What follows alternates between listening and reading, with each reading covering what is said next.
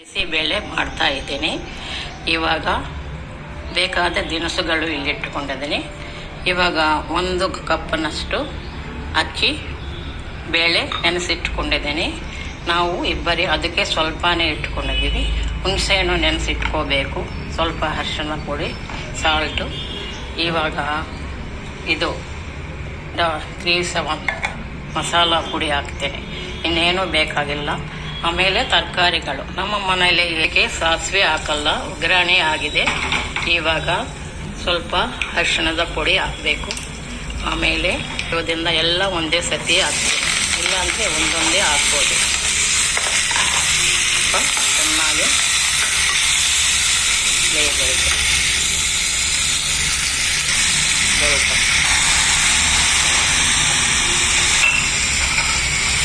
ಇವಾಗ ಚೆನ್ನಾಗಿ 10 ನಿಮಿಷ ಇರಬೇಕು.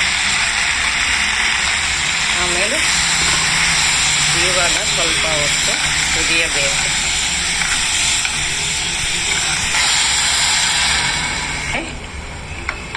ಅದು ಹಾಕ್ಬೋದು.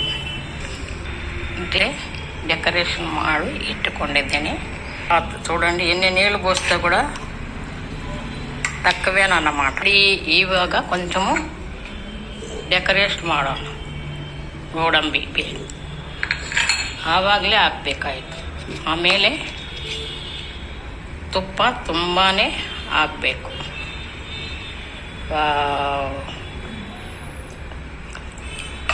ಬಿಸಿಬೇಳೆ ಬಾತ್ ಮಸಾಲ ಮಜ್ಜಿಗ, ಬಿಸಿಬೇಳೆ ಬಾತ್లోకి ಹಪ್ಪಳ, ಮೊಸರನ್ನ, ದಟ್ಸ್ ಆಲ್.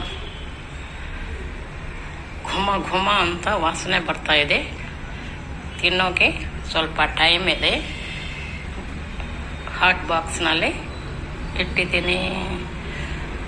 ಹೇಗಿದೆ ಕರ್ನಾಟಕ ಬಿಸಿಬೇಳೆ ಬಾತ್? ವಾವ್!